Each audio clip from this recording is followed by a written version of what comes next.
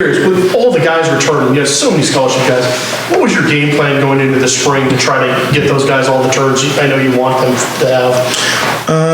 I think just kind of my method since I've been here is just trying to figure out, okay, going into spring, what each guy needed to work on. Obviously I got a good group of young guys, and then you got the two older guys with Sean and Kamari. And as a coach, you want to focus on seeing how far along you can get the young guys when it comes to spring ball, being that they're here. And then with Sean and Kamari, I just wanted to get those guys to get a sense of, that leadership portion of it during spring ball, but then also seeing where they could take the next step in their game. For Sean to just continue to build on his protection, with Kamari, just his overall game, because those guys have been, some contributors over the past couple of years. But really, it's really about kind of cycling through the whole group and getting everybody their techniques and their fundamentals down. And for the young guys, as you know, it's just trying to keep them from drowning, keep them swimming, and kind of taking the next step there, see if they can get to land. One guy that doesn't seem like you have to worry about him drowning is JV on Sunday. It seems like he really just brings it every single day of practice. Just what have you seen from him in the past year, given he wasn't able to do a ton last year? I think the one thing that I guess the biggest growth I've seen in Javion is probably not even football. It's probably been just him opening up a little bit more as a person, and just being understanding what it means to be a part of a program. And then if you kind of fast forward to where we're at now, so far in spring ball, I think he's really taken this next step as far as trying to stay dialed in with the heavy installs that we're giving him, getting better in his footwork in the run game, and understanding who he needs to block and pass protection. Obviously, he's a young guy, so there's a lot of technique and stuff that he needs to continue to build on. But just his openness and willingness to learn is probably where I've seen him take the biggest step, and that's on and off the field. Where's Richard Newton right now? I know he had a kind of a delayed start, unfortunately. How's he doing? Rich is doing good. I mean, it's just one of those things where, things happen. It's college football, as we know, the world happens during the pandemic, but Rich is doing good. I think the one thing I will say, his focus has been really good this spring and this offseason so far, and, I'm just excited for him to keep going and keep building on his momentum as we go into the summer, leading into the season. As you guys know, Rich has some really good talent, and we're hoping to showcase that this spring and definitely into the season as we move forward. Is he different in any way? He looks a little bigger. He might, I don't know if he's bigger weight-wise. I will say this, he looks a little bit faster to me, running the ball when he has the ball in his hands, and I would think that he has a little bit more confidence in his pass protection. And you guys going over, these guys that know me, I'm talking about pass protection. That's all I really focus on because that's big to me. But he has more confidence in his technique and pass protection. So those would be the two things I've seen a change in Richard's speed and then his confidence in his technique and pass protection. What have you seen in Cam Davis's development, and how is he a different player now than he was, say, a year ago or 2 years ago? It's funny. Cam Davis is one of those gems that you just kind of keep chipping at, and eventually it's going to come out. He's had, a couple bumps and bruises the past couple years, and, I'm really excited. His overall game, I think, has taken the next step. There was one thing, it was a time where does he really know the plays? Does he really know protection? But I will say this, over the course of this, we're into the third week right now, over the course of these past 2 weeks, I have seen that game. I think the one thing that I'm excited for, which, I think Husky fans are going to be excited for, this is a guy who is a difference maker with the ball in his hands. He has the ability to change gears. He's tough. He's physical. But we got to get these guys taking the next step and not giving them too big of a plate early. But I'm really excited about where CD is at. Have you changed the way you're going out and profiling recruits for your position? It seems like you're going after guys that are just a lot bigger. You've gone down into Texas, or is this just the way the cards have fallen? Well, I'm going out to get the best running backs for this program. I would say I do feel like we have gotten some bigger backs over the course of the past couple of years, and Texas, we've been able to get some pretty good guys out of Javion and Caleb Berry, but Sean has been a contributor here, just like Kamari, and then I look at Rich and I look at CD. I would say this: I think the thing that I am trying to do is do my best to get that all-around back who can hopefully be that obviously we want first-round draft picks, second-round draft picks, but at the same time, guys that can push the needle to take us to that next step when we start talking about winning those Rose Bowls and national championships. I think the past couple years, just the guys that I've evaluated and the way it's gone down in the recruiting process, we've ended up with some really good players that I think are young, that I think are going to be able to take the next step and help us as a running back unit be really solid. So is there intentionality in your recruiting in terms of getting a bigger guy that can catch the ball in the flats as well as take it up the middle? Yeah, I mean, obviously I want guys that can do both, but I just think the bigger guys help move the chains. I think the bigger guys are stouter, a little bit stouter in pass protection. I do think bigger backs wear defenses down in the second half. So if you kind of put those together and you start looking at how some of these guys we've recruited are going to turn out, and watch them as they gone through their seasons in high school before they got here, you get that bigger guy that is fast, is quick, that can catch the ball, that hopefully can do some of that stuff on Saturdays for the Dogs. When Coach Lake decided to include a lot more live reps into the spring, you could argue that the running backs were maybe the most affected group by that because of what you would do normally. How has that really impacted how you've gone about this spring? I think it's awesome. I think so many times, especially as a running back and then a running back coach, and maybe even as the offensive coordinator, maybe sometimes that whistle, it's interesting. The run you're looking at and the whistle's blowing, you're like, that was a 2-yard gain. What just happened right there? Like, guys have momentum, they fall forward and things like that. So having those live reps and having guys actually getting hit, actually getting tackled, I think it's great for my running backs because we preach ball security, and ball security is not affected till you really are getting hit. It teaches toughness as well, because it's a lot easier to get back up when you're getting tagged off and wrapped up and fitted on, but when you actually have to get off the ground and get back up for the next play, it's big. And obviously for our program as a whole, it's good for the defense as well, making those guys have to tackle, because that's what they're going to be doing in the fall. We're not just fitting up and wrapping up. So it's really good for the program, and I'm excited that, we're all able to do a little bit more of those live tempo periods during spring practice and, when Coach likes to throw them in there because it's great for our team. Where's Sam Adams right now? Sam Adams is good. He's smart. He knows what he's doing. He's a really gifted athlete. Obviously his dad being a D tackle, but he is really athletic. He has really soft hands. He's a really sharp kid. He understands what we're doing in protection and in the pass game. I'm excited to kind of get him going when he gets ready to go. But I think Sam Adams is one of those guys that we should be excited about. It's just with all these young guys, it comes back to just keeping them consistent. And Sam's thing is, just like all these young guys, so I'm not pointing him out as just being consistent day after day. And that's what you preach to the young guys because we are throwing a lot at them. All right. Coach Adams is here, so let Coach Bhonapha go. Thank you, guys. Thanks, Coach.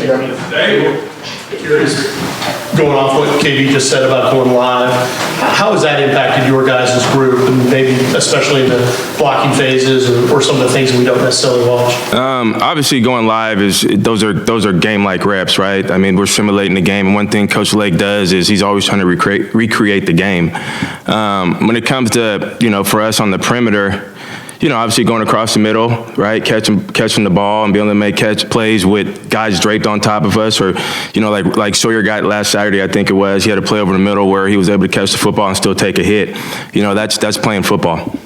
So it's benefited us a lot. But on the perimeter blocking, we got to do that every day, regardless if it's live or not. Junior, you mentioned Sawyer. Obviously, we didn't see him last fall, but just how have you seen him develop in the year and a half that he's been on campus? Oh, no, Sawyer's been awesome. Actually, I talked to him last night on the phone, and he, the one thing he brought up is he knows what he's doing. Do you know what I mean? He knows where, what he's doing within our scheme, and so that allows him to play faster and win, with the technique. And obviously what Sawyer's displayed, the first through 8 practices is this consistency, right? And making plays and, and not only just catching the football, but making the difficult catches for us. So it's awesome to see his growth and his development so far. What caught your eye about Jalen Polk to bring him in from Texas Tech? Excuse me? Jalen Polk. What caught your eye when you were evaluating him? Watching him on film, obviously, in today's day and age with the portal and all that stuff, you're able to get a kid that has played college football reps Do you know what I'm saying? That has played live football games on Saturday in front of people. But, you know, he's a big physical kid, strong hands, catches the ball well. And, you know, the sky's the limit. He's still growing. But no, JP brings, you know, he brings some good energy to that room too. But speaking of the portal, Junior, your group was probably impacted as much as anyone at UW in terms of having, I think you had, 5 guys leave, you've got a couple coming in. What's your overall impression of just how much it can change the balance of what you're trying to do and the group that you're trying to put together? You know, first of all, you know, those that have left, you know, I wish them the best of luck. I liked every one of those guys and had a really good relationship with those guys. But, you know, it's just like life. People come and go, right? And the guys we're excited about the guys that we have in that room. It's a really young group, right, with some good talent in there. And I'm really intrigued. You know, obviously we're young and we're still trying to, you know, build some consistency and learn how to practice. But, you know, we're really excited about the guys we have in that room. What have you seen from Roman do? Is he just kind of take more of a next step this spring and just kind of assert himself more? It seems like he's really at the front of the line next to Terrell when you guys are doing drills. Right. What have you seen from him? Nah, Rome is a, you know, through the winter conditioning, I think it was Bob Gregory, he said something to the staff where it was like, that dude's an alpha. And Rome really thrived through when things got hard during our winter conditioning programs, our OTAs and all that stuff. And, you know, he's taking the next step of just growing and just trying to be the first in line and trying to set a good example. And no, we're excited about him. He's making plays for us. He's getting better. Similar question with Jalen McMillan, just what's the next step in his evolution? In his evolution, obviously Jalen has showed a lot of good flashes. He's very talented. Got really good ball skills. The next step for Jalen, again, just like the rest of the group, is just being consistent, right? Just being consistent. We're throwing a lot at these guys too, right? In the first 8 practices, I mean, the install's heavy, and just understanding where I'm going, right? When I understand and know where I'm doing, it's going to allow us to really focus on, you know, winning. So, but no, Jalen's doing great. He comes early. He comes with a good attitude every day. You know, just being consistent and making the difficult catches, and that goes for a lot of those guys in that room. I talked to Terrell a little bit about, you know, when Sam is out there, the ball coming off the left hand. Left-handed spin, huh? Is there anything that you can teach on that? Is there an adjustment on the jugs gun? Is there anything you can do on that? You know, we always talk about just studying the crosshairs, and that's the nose of the football. It doesn't matter if it's coming from a right-handed guy or a left-handed guy. The standard in that room is just to catch everything. Now, I think as far as continuity, those guys got to get together and play more, you know, play catch with Sam a little bit, you know. And they did a little bit of that this offseason. Junior, I was watching Quentin Moore today. He almost looks like a wide receiver to me. He's really fast, tall. Do you feel like stealing him? Don't tell Durham that. No, that kid, he's big and fast, can't he? And he can move. He's got good feet. Not like Quentin, man. His sky's the limit for him. Obviously, you know, we're throwing a lot at him too. And to see these guys come in, you know, through 8 practices and not flinch, you know, and be able to take what, you know, Coach JD's doing and what we're throwing at these guys says a lot about who they are from a mental capacity. And credit to, you know, Durham. He's doing a really good job of teaching Q what's going on, so now the kid can go out there and play fast and make plays. Well, that's what he does best.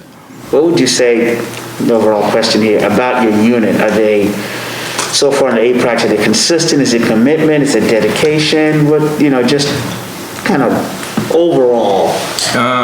If there's 2 things that I could say that I want to see from this group on a day-to-day basis, is one being the energy. You know, and I thought we came out with some good energy, and guys made plays. They were celebrating little victories, and then consistency. Those are the 2 things I would say is, you know, energy and being consistent, and then obviously we got making plays. Those are things I would say about that group. Junior, when you see, speaking of energy and consistency, when you see a situation like we saw with David Pritchard and Casey Kitchen, and they're kind of, you know, feeling each other out over a series of a few reps. Right. And they're kind of getting to know each other a little bit. What's your general feeling on that, especially when sometimes you're running live, sometimes you're running rap? How are you feeling about that kind of stuff? Well, obviously Pritchard, you know, from a coach's perspective, the situation, right? Like he gets us a penalty and you know, and it backs us up to like, I think it was like 2nd and 30, you know, we can't, you know, from a coaching perspective, it's my job to teach them, hey, we're in this situation and we can't do this, you know, but I do want them to go out and I want them to play hard and I want them to block these guys and be aggressive and all that type of stuff. Love the mindset, but we just got to make sure we reel it in and understand the situation and we can't do that, you know, in a play it situation. But no, Pritchard's coming out. He's actually been coming out playing pretty good. I mean, for us the last couple of days, he's made some good solid catches and playing hard. And on that specific play, was McMillan also involved in that somehow? No, actually, I was actually looking to the opposite side. Next thing you know, I saw Pritchard and they were just tussling around, but I didn't see Jalen involved in it. Coach Lake, because Jalen had come off. He probably came out there and tried to break it up, or, you know, it was a little chippy. Taj Davis didn't get a chance to, he's opted out last year, came back to the program. Just kind of, where is he at this point, and how much did last season kind of affect him not being around or being able to be around the guys? Obviously, it was unfortunate for what he went through, you know what I mean, as far as, you know, the reasons why he did opt out. But he's back, and it's good to see him, and he's got a really good attitude. And honestly, I thought, you know, the start of camp for us, spring ball, I thought he was doing some really good stuff for us, you know what I mean? And he's out there running around, getting his feet back underneath him, and I'm excited to see, you know, how he looks after 15 practices. Anything else, Coach? All right, thanks everybody. Thanks, Coach. We good? Yeah. All right, guys, good seeing you guys. Yep. Yeah. Thank you.